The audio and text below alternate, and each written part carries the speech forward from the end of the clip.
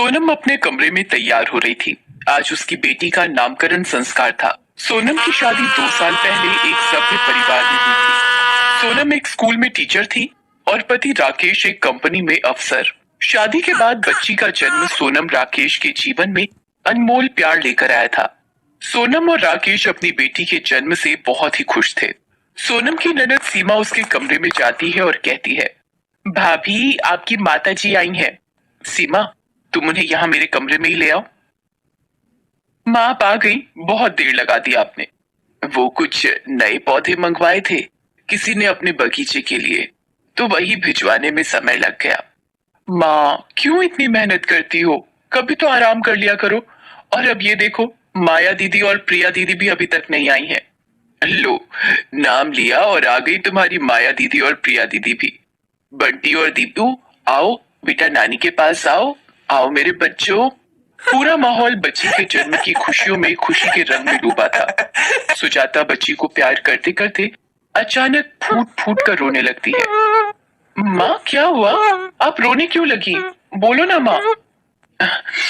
अरे अरे बच्चों, ऐसी कोई बात नहीं है, बस ऐसे ही रोना आ गया।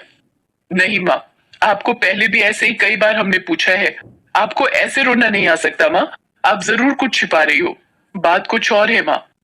माँ आज आप इन दोनों को वो बीते कल की कहानी बता ही दो जिसका दर्द आज भी आपके दिल में सुई की तरह चुभता है। शायद इससे आपके मन का बोझ हल्का हो जाए।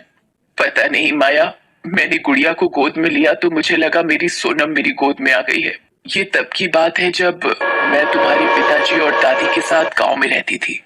तुम्हारे पिताजी का काम गांव में बिल्कुल भी नहीं चल रहा था। हम बहुत ही गरीबी में गुजारा कर रहे थे। माया तब 4 साल की थी।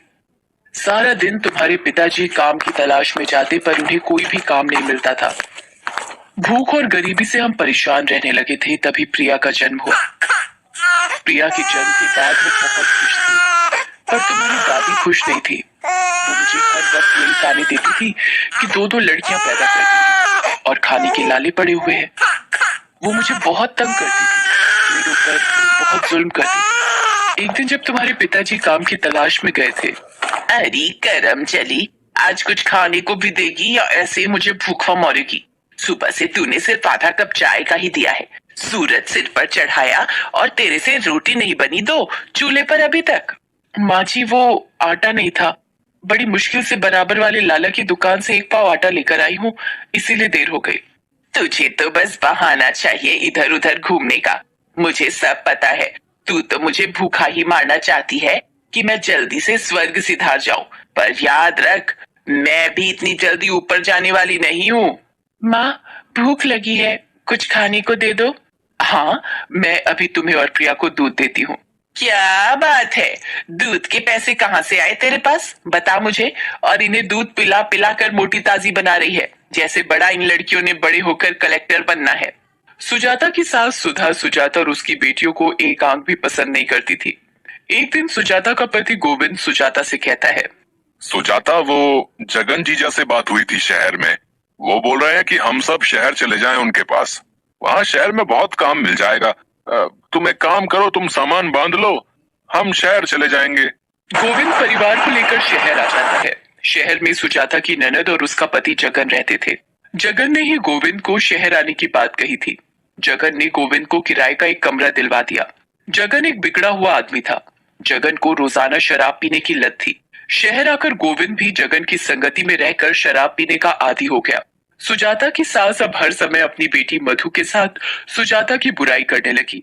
एक दिन जब मधु सुजाता के घर बैठी हुई थी, सुजाता की सास बोली, मेरा सोनू रबड़ी खाएगा, ये ले बेटा सोनू, नानी के हाथ से रबड़ी खा ले। माँ ये रबड़ी बहुत ही शौक से खाता है, अच्छा हुआ तुम ले आई। अरे सोनू ऐसे गिराओ मत, ध्यान से खाओ। दादी मुझे भी रबड़ी खानी है। रबड़ी खानी है, जा वो जमीन पर जो गिरी है वो वाली खा ले। माँ जी आप बच्चों को जमीन पर गिरी रबड़ी खाने को दे रही हो। माया वो जमीन पर गिरी रबड़ी मत खाओ, मैं तुम्हारे लिए दूसरी ला दूंगी। तभी गोविंद आ जाता है। उसे शहर में भी कोई काम नहीं मिलता। वो इस बात का गुस्सा सुजाता पर निकालता है। ये माँ से कैसे बात कर रही है, हैं? एक तो तूने दो दो लड़कियां पैदा कर दी, मनहूस कहीं की, हैं?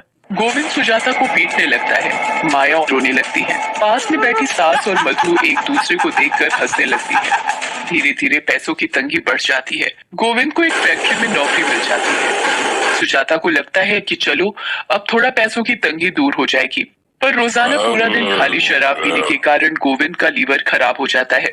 उसके बचने की कोई आशा नहीं रहती। पैसा तो था नहीं सुजाता के पास कि वो बड़े अस्पताल में ले जाए। मजबूर सुजाता कुछ नहीं कर पाती। फैक्ट्री का मालिक भी कोई मदद करने से मना कर देता है, क्योंकि गोविंद को काम करते सिर्फ एक ही हफ्ता बीता था। जगन भी पैसे न होने का बहाना कर देता है। गोविंद बीमारी के चलते दुनिया से चला जाता है और सुजाता की जिंदगी पर गहरा घाव छोड़ जाता है। सास तो पहले ही तंग करने से बाज नहीं आती थी, अब वो और भी ज्यादा तंग करने लगी थी। सुजाता को पता चलता है कि वो फिर से एक बार गर्भवती है, पर गोविंद के जाने के बाद वो अकेली कैसे बच्चों को पालेगी, इसी सोच में डूबी होती है। तभी वहां जगन आ जाता है और सुजाता से बदतमीजी करने लगता है। अरे सुजाता भाभी, आप अपने आप को अकेला मत समझो। क्या हुआ अगर गोविंद चला गया? आप मुझे ही अपना सब कुछ समझ सकती हो। ये आप क्या कर रहे हो? यहाँ से चले जाओ वरना मैं शोर मचा दूंगी। क्या हुआ दामाद जी, ये शोर कैसा?